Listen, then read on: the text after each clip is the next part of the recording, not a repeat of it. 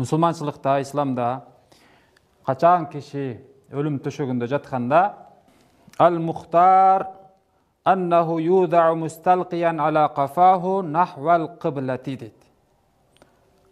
Eң жакшысы аны коюлат, жаткызылат, mustalqiyan чалкасынан ala qafahu. Кафада может айтат. Ушул башсынын аркасы менен кадимкиден чалкалап жаткырылат, нахвал кыблати, кыбла тарапка кылып. Лианнаху айсар би хуруж рухихи, ушундай кылуу анын жанын чыгышына жеңил болот дейт. Айсар, жеңилирээк болот.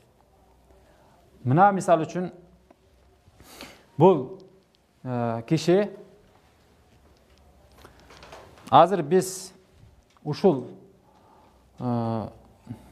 багыт менен койдук. Бул жак кыбла кадимкидей. Бул адамды биз бутун кыблага каратып, ушундай жаткырдык. Эми ушул жерден башын кичине өйдөрөк көтөрүп, башынын астына бир жаздык жумшак нерсени коюп, анан өлүм төшөгүндө жаткан кишини ушундай койсо дагы жакшы. Себеби эми ушул жерден суроо болот дароо эле. Не бул кыбланы тебип жатып өлөбү депчи? Жок. Негизи кыбланы караган киши мындай турат, намаз окуйт. Ооруп жаткан адам эгер ушинтип жаткырып койсо, монда аркасына чалкалатып жаткырып койсо, демек ал кыбланы караган бойдон чалкалап жатат. Түшүнүктүүбү? Кыбланы караган адам ушундай да. Эми ушуну намаз окуйм деп отурду, отурса дагы кыбланы карап турат, жатса дагы кыбланы карап туруш үчүн ушул кыбланы тептирип жаткырыш керек. Бирок башын кичине өйдөрөк көтөрүп. Намаз окуйм, ушул намаз окуйм деп калса, ушундай абалда жатып эле окуй берет. Себеби бул кыбланы тебип жаткан жок. Бунун жүзү кыблада. Кыблада карап турган адамды эле монда жаткырып койдук. Түшүнүктүүбү? Эми өлүм төшөгүндө жатканда дагы ушундай жатып эме болушу, жан бериши жеңилирээк деп ал-мухтар деп айтылыптыр. Дагы бир жобосу İza uhtudira ar-racul wujjiha ila al-qiblati ala shaqqihil ayman. Качан адамга ошо өлүм келсе, hazır болсо, анда аны кыблага каратып жүзүн бурулат, ala shaqqihil ayman, оң капталы менен дейт. Оң капталыга. Эми ошондой түр менен бул жаткырабыз. Кана? Бутуну бияка кылабыз, башын бияка кылабыз. Төшөктү алып келиңиз. Кыбланы караткыла. Ана. Кыбланы карат.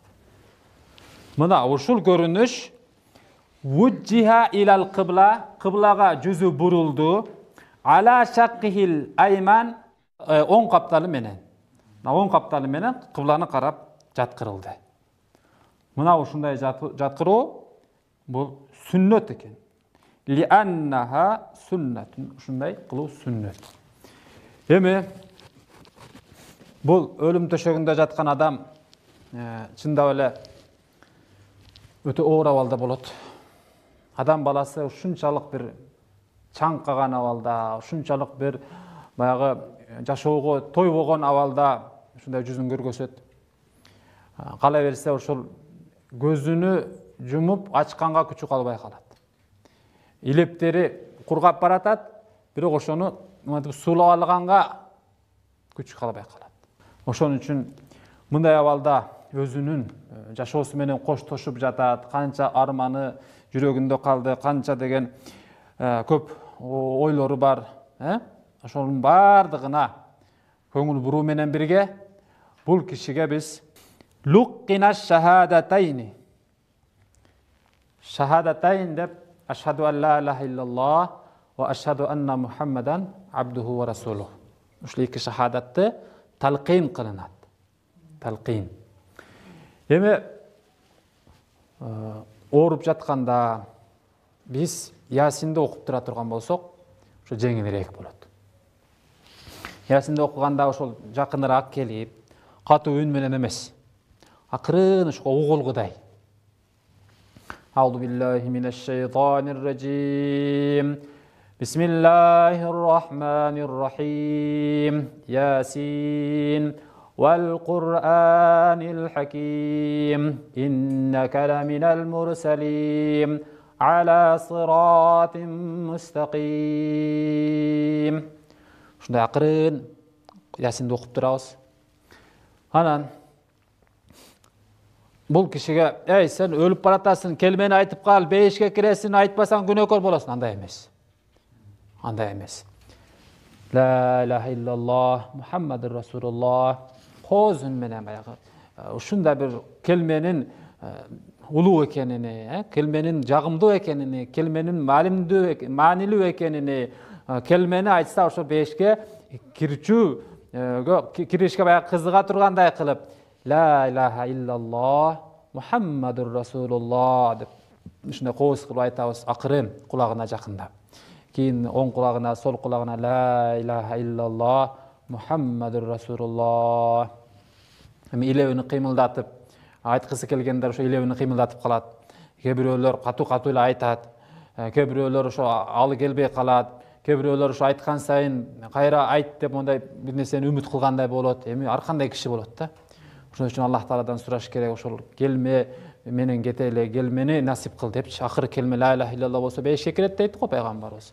Ошон үчүн ушул абалда бардыгы баягы чечилет да. Kelme menen. Ошон үчүн la ilahe illallah, ashhadu an la ilahe illallah. Кайра тынбай кулагына куйбастан, ага жеңилдик бериш керек. Өзүнүн эмеси менен күрөшөт, жашоосу менен күрөшүп аткандан кийин илептерини ошол суу менен марлени сууга малып, акырын сууланып турат. Андан кийин Ясинди кайра токтоп окуса да болот. Анын абалына карап да. Анан баягы келме айткысы келип атса, Ясинди окуп алсак да, Ясинди токтотуп, анан ошол жерден келмени айттырып коюп, анан кайра ошол жерден ауз биллахи минаш-шайтанир раджим деп улап кетип, ошентип Ясинди айтып окуп туруш керек болот.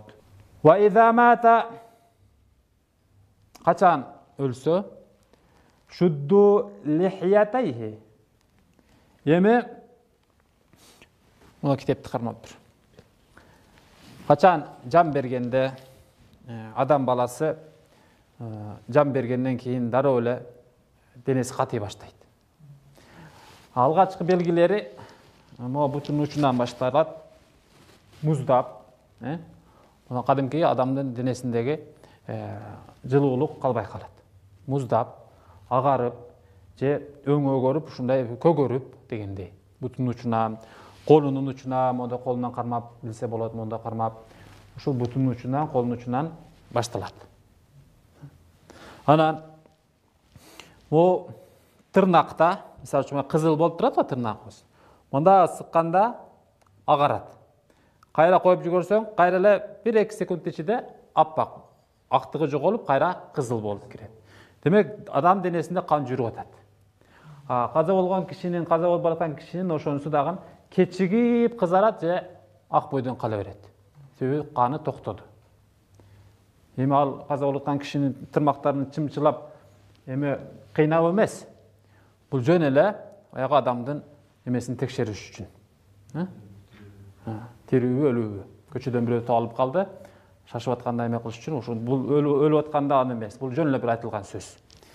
Анан адамдын эң эле ошол жүрөк сокконду билиш үчүн эң жакшы жолу, баарыбыз эле билебиз, могу колдун мо жери, мына жер. Ушул жерде кан тамыр жумшак жерден жакшы согот. Да колун кармап туруп эле, да кылып эле билип коет.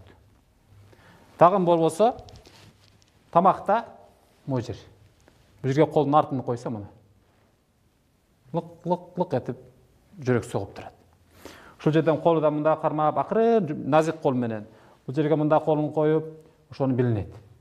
Качан жаны чыкканда адам өзү ошол өпкөсү токтогондон кийин дагы жүрөгү күчтүү адамдардын жүрөгү согуп турат. Булк. Ошо жүрөгү да согуп турган учурда ошол гар-гара келет. Кадимкидей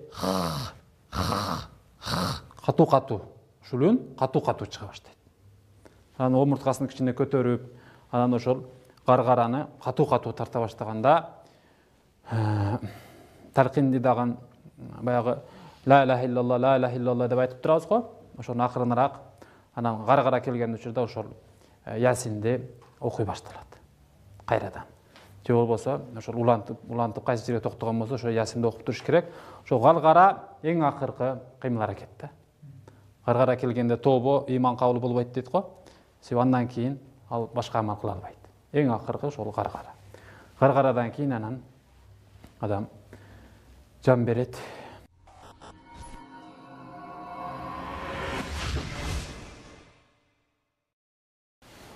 Мону алабыз. Бул жана жан бергенге чейинки амал болчу. Эми түз жаткырылат.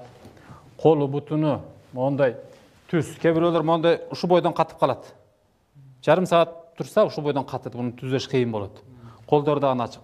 Ошону жан чыгары менен дененин түздүгүнү баардык нерсенин колуну ушундай түз кылып коюш керек. Анан башыны кичине кыблага буруп коюш керек.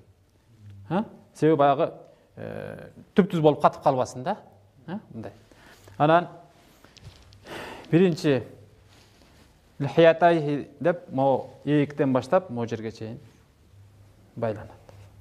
Көрдүкпү? Ушундай. Себеби могу ийиги бар го, могу ийиги. Ушул жер. Мына ушундай. Көрдүкпү? Оозу ачылып калбаш үчүн ушул нерсе могу жаак астыга түшүп ооз ачылып калат да. Ошон үчүн бул нерсе биринчи болуп байланат. Байла бияка. Эң биринчи болуп эги таңылдыбы? Андан кийин көздүн могу жерлерини, мына үстү бар го, жумшак жери. Ушул жерини акырын укалап, да акырын укалап, кол менен укалап, бисмилла деп көз жумулат. Жумуп коюлат. Эгер укалаштын кереги жок болсо, анда мындай эле жоголуп коюлат. Инна лиллахи ва инна илайхи ражиун. Жан чыккандан кийин ушул дуаны окуп, анан муну байлап, андан кийин көз жумулат. Акылбы? Анан жаап коюлат. Адамдын буту ошол керилип кетпесин, чоңоюп кетпесин, мындай катып калбаш үчүн кичине жакыныраак кылып, могу жерден байла. Жомо бармагыдан. Биягынан дагы. Байла, кысып эле байла. Дагы. Эми каттуу экен, бирок адамдын буту ушул бири-бирине тийгенге чейин байланат. Мына. Жакын болот. Көрдүкпү? Ушул бармагыны мен атайм могу жерин кесип эметтим, ушинтип байлап коюлат.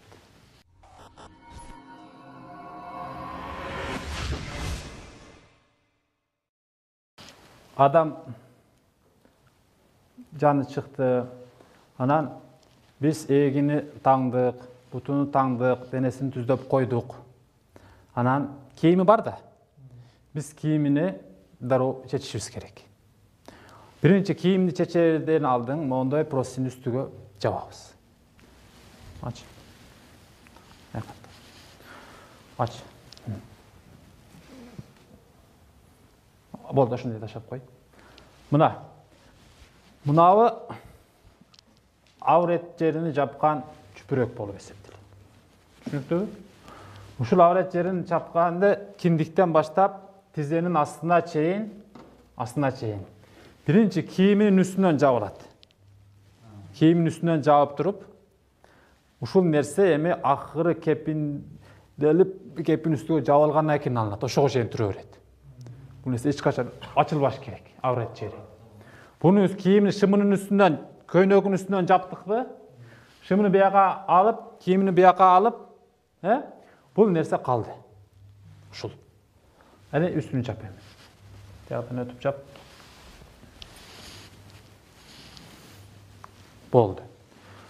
Анан эгер курсагы шишип кетүү мүмкүнчүлүгү болсо, ушундай оору менен өлгөн болсо, анын курсагы шишип кете турган, ичи көбүп кете турган. Же болбосо ушундай бир кандай бир коркунучтар болсо, анда бир жеңилирээк ташты, же кирпичти бир чүпүрөккө ороп, курсагынын ортосуна коюлуп коюлат. 300 грамм, жарым килограммга чейин, оор эмес. Ошо курсак көбүп кетпеш үчүн үстүнөн коюлат. Анан каза болгон киши мейли кыш болсун, мейли саратан болсун, мейли жаз болсун, буга эми жалаң шамал жана муздактык керек. Айнектерди ачып, сквозняк кылып, вентилятор коюп, тез аранын ичинде ушуну муздак бойдон кармаш керек. Чөптөн баягы беден үстүнө жаткырат, чекелерине муз коюп коет. Ошентип буну баягы муздак сакташ керек болот. Ороп салат үстүнө одеялды, анан ал сасыйт. Жарым сааттан кийин эле башталат. Ошон үчүн бир кабат могу чүпүрөк авырат жапкыч ушул болду. Ушу бойдон турат. Гусулга алынганга чейин. Анан эми ушул нерселердин баарын дайындадыкпы? Биз чукул жыйын өткөрөбүз. Адатта азыр биздин элде мындай да. Киши каза болдубу? Айтат: "Сен барасың, боз үй таап келесиң. Каяктан болбосун. Алып келип могу жерге тигесиң. Сен болсо жайлоого барасың, базарга барасың, каяктан болсун, сен эмес жылкы табасың. Акча бияктан берилет. Сен болсо казан табак табасың, мечиттен табасың, каяктан табасың, казан табак табасың. Сен болсо тиги машина, сен ошондой. Тамак аш, боз үй эң биринчи проблема болот да. Бар, жөнөкүлө. Кепин, ол 3 күндөн кийин коюлат. Бул деген анан жок. Киши каза болдубу? Боз үй, казан табак, жылкы, эт, отун, суу жок. Ал нерселер азыр проблема эмес. Ал нерселер болбосо да боло берет. Эң биринчи биз чукул жыйынды өткөрөбүз. Бул кишинин малы канча? Жалпы суммасы канча? Ошону эсептей баштайбыз. Биринчи. Сен кепин алып келесиң. 25 метр, аял киши болсо, эркек киши болсо кичине азыраак. Мүрзө тез казылыш керек. 12 саат, 20 саатка жетпей. 24 сааттын ичинде коюшубуз керек. Сен бул кишинин канча карызы бар, кандай бизнеси бар, канча акчасы бар, баласың да. Таап кел. Сен байкеси. Мондой. Буяк болсо ушул не осуяттарды кылды. Азыр өлүм үстүндө турдуң, осуят кылган болушу мүмкүн. Буларды тактайсың. Мындай кеңеш болот. Биринчи кеңеш. Кепиндикке нерселер керек болот. Мүрзөнү тез даярдаш керек болот. Малы мүлкүн канча экенин билиш керек болот. Эң биринчи нерсе. Эми бул киши бир киши менен чогуу бизнес жасап жүргөн. Мисал үчүн, бир киши менен 30 000 сомдон чогултушкандагы 60 000ге бир магазин сатып алган. Экөө. Анан магазинди башка 3-чү адамга беришкен. Анан ал киши ижарасын берсе, булар экөө тең бөлүшүп алган. Ошентип иштеп жүрүшкөн да. Эми бунун малыны ошол шериктеш дүкөндө экөө сатып алган да, ошодон биз бөлүп алышыбыз керек. Бүгүн азыр ушул учурда. Эгер шериктеш, бардык кишилер мындай шериктеш боло берет, эми ошондой болуп калса да. Баланча киши келди. 30 000ди буга бер дагы магазинди өзүң өткөрүп ал. Толугу менен. Мураскорлорго бер. Түшүнүктүүбү? Аны алдык. Мисал үчүн да, бул шериктеш болсо. Болбосо, бардык акчасын чогултабыз. Магазинден канча келди? Бизнес, чоң бизнес болсо дагы 30 000 келди. Анан кийин буяктан үй, жайы, малы, машинасы, кийим, кечеги, китеби бардыгына сатканда канча сом болот? Мисал үчүн 70 000 сом болот. Түшүнүктүүбү? 70 000 сом болот. Бизде азыр 100 000 сом акча болду. Канча болду? 100 000 сом. 100 000 сом акча болду.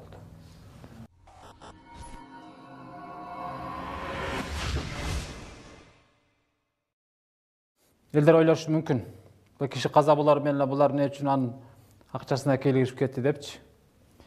Биздин милдетибиз бул каза болгон кишини урмат сый менен узатуу, анан ошол өзүнүн пешенеттери менен, чекеси менен тапкан малы менен өзүнү көмүү, жана осуяттарын аткаруу, жана карыздарын төлөп берүү, жана ушул эле кишинин бала чакасына, тууган уругуна, мураскерлерине ошол малын бөлүп берүү.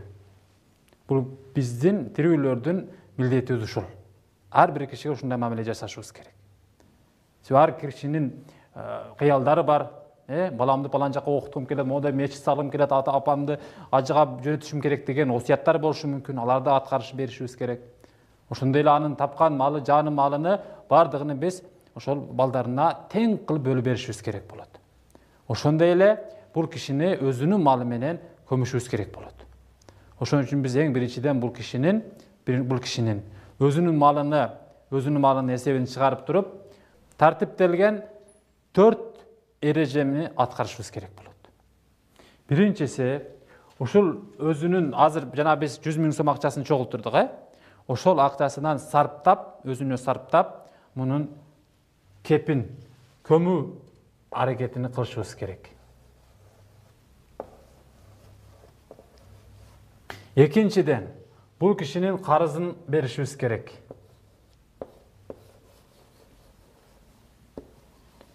Үчүнчүдөн, осуятын аткарышыбыз керек. Төртүнчүдөн, бөлүшүү керек. Мурасыны бөлүшүп берүү керек.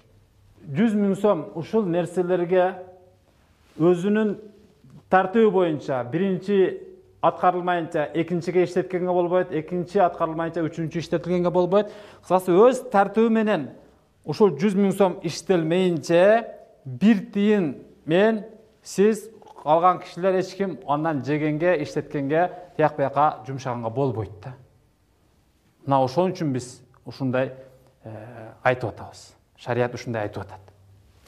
Ушул 100 000 сом өзүнүн ушул 4 нерсесиге аткарылгандан кийин, о жерде бөлүү деп турат го. Мураскерлерине бөлүнгөндөн кийин андан ары кандай иштетилсе иштетиле берет. Эми бул кишинин көмүлүүсүнө ушул 100 000 сомдон өзүнүн акчасынан сарптайбыз. Түшүнүктүүбү? Эми сарптайбыз деп турганда бир киши карыз алуучу киши келди дагы. Бул кишиде менин 100 000 сомум бар. Азыр могу 100 000 сомуну чогултупсуңар, мага бергиле. Мен азыр иштеп кетелекти, алышым керек карызды. Силер кантип көмсөңөр ошентип көмгүлө деп карызды улап келсе, не кылабыз?